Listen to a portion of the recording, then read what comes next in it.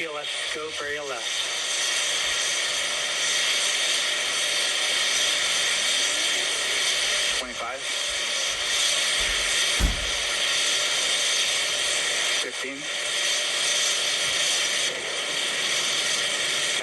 GLS is go for core stage engine start.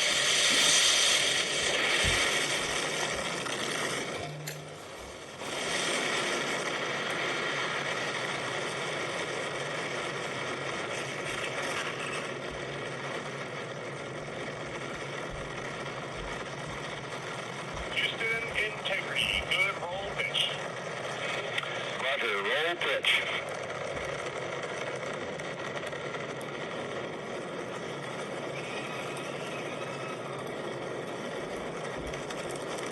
Integrity, AMT high.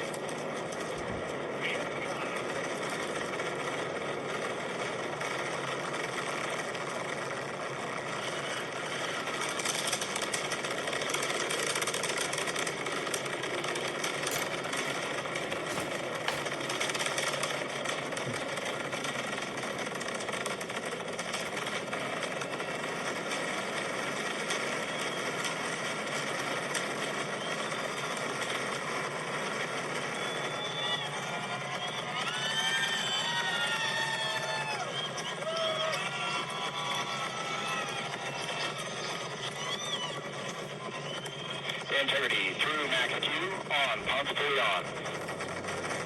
Stan, we have you loud and clear on Ponce on. Have you the same?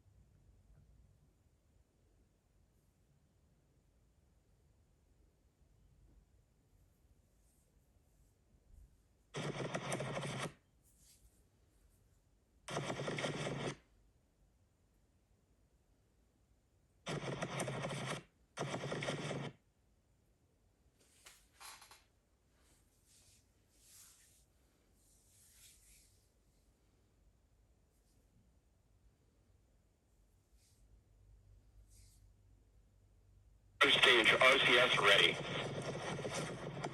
Copy all, Stan. If you are joining our special coverage right now of NBC News of the Artemis II launch, you have just witnessed up right now. Just a reason to look up, and cheers from everyone here at the Kennedy Space Center. And incredible, but something very important just happened. We saw the two rockets, right? They detached, Tom, and we're waiting on another critical moment in just a few minutes. That's right. So keep your eyes on that clock right now. I'm looking over my shoulder with 3:13 into flight. We're going to wait for 8:06. That's going to be when the core stage, we have main engine cutoff. And as I said earlier, I always hold my breath until we have that, but they are off to a great start. While we are cheering here on the ground, and literally the building is shaking. In typical NASA speak, they're understated. All systems nominal. That means it's all great. Yeah. Business as usual. The skies over Florida, the skies then over Georgia and beyond, seeing Artemis and this Integrity capsule enter space. Steve, at this point right now, what are the astronauts doing inside the capsule? Holding on? You expect me to have words right now? You've been to space. You've been to space. And that's why... And it still gets you. Oh, of course it does, yeah. Anybody who's been to space would find that to be just a beautiful example of human audaciousness. So the crew is enjoying themselves right now. They're watching their systems. They're feeling the pressure. It's very rough on the solid rocket boosters until they come off, and now it's a smooth, accelerating ride. Al, it was incredible, right? Clear blue skies, and you could just see it. Yeah, I mean... Lift off from Earth and just shake us. But the flame, it's one of those things that television, no matter what you watch, and our crews are terrific and the technology, but to see that flame in person, it's brighter than anything I've ever looked at with my naked eye. Yeah. Tom, you'd seen obviously this takeoff before. This is the first time with humans, though. Can you tell just from your human eye the power of it? I mean, does it look different? Does it sound any different? I would say it feels different. You know, because the truth is the Saturn V rocket, I wasn't here for that, but that's actually taller, but this is more powerful. And it shook the building here. Good comms, that's critical. They reported all good comms. You don't want to be going up into space with bad comms. The other important note here is that Reed Weissman told Houston it was a great view. Oh, you love to hear that. And speaking of views, Tom, what are we looking at right now? Do we know some of these angles that NASA's providing here? What is this here? Is this the back of the SLS? Do we know? So we are going to be getting multiple camera views. They're taking a page from SpaceX, which puts a camera on everything. Right. So NASA is now putting a camera on everything, and we are going to get the views, and I can't quite tell what that is, but we're going to be getting views from literally watching main engine cutoff. Again, that's going to happen at, where are we at? 5:36. We got 4 good engines right now. At 8:06 in, we'll have main engine cutoff, and then you will eventually, we expect, see the separation. Eventually, that's going to be the next main issue that we watch for very closely. Core stage separation at about 8:18. So we're about 3 minutes, less than 3 minutes, Steve, from that. How complicated is that process? Because I don't want to say that's a whole thing caboodle here, because we just saw an incredible thing happen, but it's so critical. It is very critical. It's so critical that they've made it as simple as possible to have as few failure modes as you could have.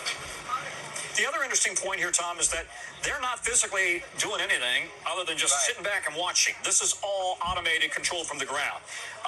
They have a joystick or a command stick, if you will. They can talk about the thrust and the roll, but for the most part, they don't need to. This is all automated. And this is a nominal shutdown. We have right now showing our viewers here a visualization of what was going on there. And I'm going to ask the control room. That's the visualization of what the separation would look like. I think this is inside NASA as well. You're looking out of the launch control room right there. As they were looking right a little bit after takeoff, and actually this might be right now. We're seeing the kind of the same image over our heads as well.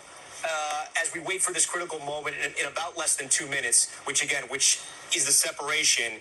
And from that moment, Tom, that's when sort of the real business, again, what we just saw was incredible, but the real business into space starts, and the journey around the Earth, because it's not directly to the moon, it's around the Earth and then around the moon. That's right. And so they're going to spend, as I said, 24 hours in a high apogee, if you will, a high orbit around the Earth. Essentially, they want to create a huge elliptical loop, if I'm using the right term. Steve is going to correct me. That's going to put them in a huge loop around the moon. And then that allows them to go further. AOA open. It allows them to go farther than any humans ever. So this is all about configuring for that move, and so far so good. So again, 8:06, we're going to see the core stage separate from the engine, and then we'll watch as Orion, once it's in orbit, they're going to deploy their solar arrays. That gives them power that they need. And then, Tom, the rockets, as they break off, they fall into the Atlantic. Yep. We know. Oh, yeah. We fall into the Atlantic. Yep. And then this other piece, the other piece that just is going to separate now. Yeah. That also falls straight to the Atlantic. Okay. In some ways, this is harkening back to the old days of Apollo, right? So, you know, SpaceX reuses some of their pieces, Which is incredible technology. And it was a game changer. Yeah. Amazing. But that's not what this is about. SRBs, and then they're going to be also eventually dropping that course. And it's right here. If we can watch this live right here. Here we go. Walk us through what's happening. Actually, let's listen in. Separated. Nominal main engine cutoff, so the 4Rs, 25s have done their job. Now we've got stage separation from the core. That looks smooth as can be, just beautiful, and how wonderful to actually see that on video.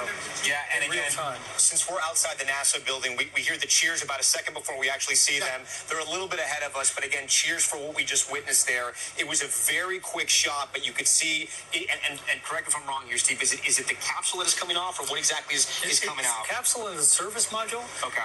And leaving the core stage, the big that had all the fuel tanks in it. And then part of the reason to circle the Earth before they head on their way to the moon is to make sure that the capsule is working, that everything is, that they can navigate, that they can drive this, that everything is working in perfect order.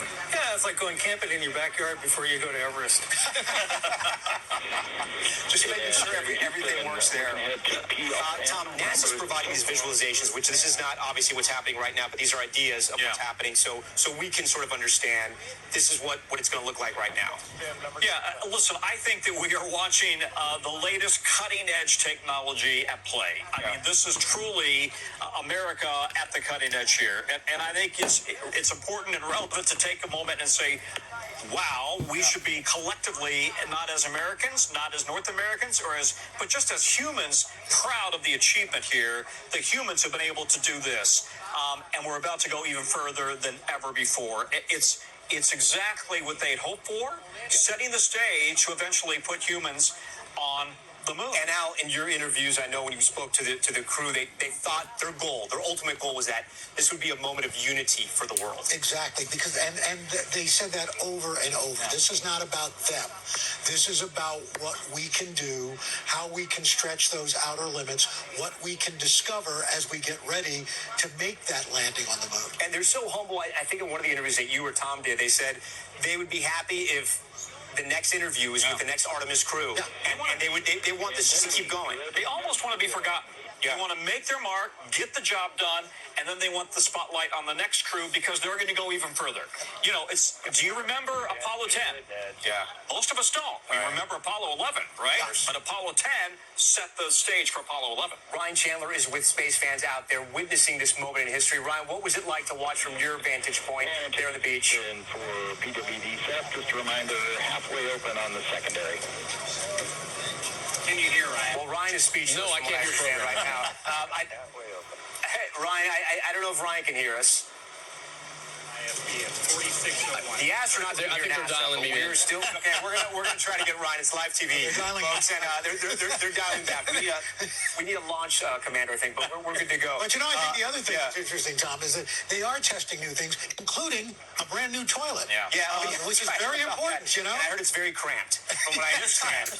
But you know, the toilet, everybody kind of jokes at that. But you know, would you want to go to the moon without a working toilet? Yeah, It's a no, brand I hear new you. technology. Yeah. They want to make sure that works. They got a new water system they want to work, brand new telemetry, brand new comms, a brand new deep space comms network. So there's an awful lot to test drive here before they send humans to the surface. Jeremy Hansen, the Canadian who's on board this mission, said it's his first time in space. He hopes not to annoy his fellow astronauts because he's never really floated before. And he says, I'm sure he's so big it's going to get kind of annoying at first, but they'll get used to it. How hard is it once you're there and you're weightless? Oh, you're very annoying. Oh, yeah. I bumped into everybody. But I have a special note of pride about Jeremy because I come from a Canadian family, too. So. Oh, that's great. Yeah. Well, and if you can, I mean, what is it like, this moment like for Canada? Can you imagine? There have been very few Canadian astronauts. Every one of them is super special. I've known most of them. And Jeremy's an amazing guy. And can you imagine this being your first mission ever? Just what a wonderful guy. And he's representing an entire country. That section of humanity is very, very proud of him. And I am too. And timing is everything in life, and what a great time for Canada and the U.S. to come together in a mission like this, and at a moment like this when the world is watching. I think we do have Ryan Chandler now. Systems are a go, from what I understand. Ryan, talk to us about what the space watchers out there are saying. In auto. Tom, that was one of the most incredible things that I've ever seen, but the most interesting thing to me was not even looking at the rocket. It was looking this way at people's faces and seeing that raw reaction. So many people here, this is the first time they'd ever seen that in their life. It's seeing the mom embrace her kid and say, look, anything is possible. It's people looking up and realizing what this means, not just for the United States, but for the world and for humanity. Tom, if I may, I know we have a great team of experts that we've been talking to all day. I found one of my own on the ground here. This is Mr. Adrian. Thanks for helping us out. What did you think when you looked up to the stars and saw that launch today? It was so incredible. This is like my first time seeing this, waiting for such a long time. And you know a lot about this mission. What does this mean? What were you looking for when this launch happened? Like, something really important is like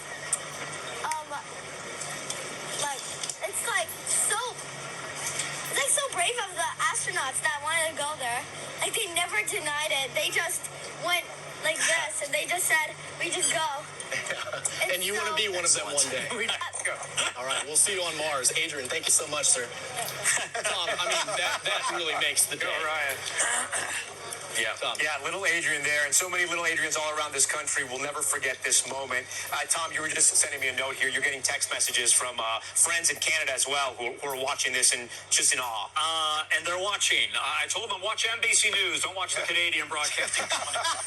So to Joe, my good friend, to Jacinta, my good friend, to others, they have been watching and they are so proud of this moment. So proud to see Canada step forward. But in typical Canada nice fashion, Jeremy is the most unassuming, nice, easygoing guy, and they're proud of that. Right, that he represents the best of them. You know, it's incredible because at this time we have multiple wars that are happening across the world right now. We hope this is a moment that the world can get around. That's what the astronauts wanted. You wonder if something like this, and obviously we're in the moment right now, and we'll see what happens tomorrow, and we live in a different era than the 60s and 70s, as you guys know. But the big question is, can the world and can the U.S. get around this moonshot? And will it motivate and maybe lead to more space travel and maybe more investments into space? Well, I think what's going to, the thing about when Neil Armstrong stepped on the moon, I was 15. I was watching with my family around a Sears Roebuck television, and it brought everybody together, and it ignited a can-do spirit that we can do these things. And I think with this crew, from whether you're a Canadian, whether you're a person of color, whether you're a woman, whether you're anybody, you see some of yourself in this group, and that's going to spur that interest, that desire to move forward. Yeah, Tom, as we watch and all of the moments that happened earlier when this thing took off, Artemis 2 is so incredible.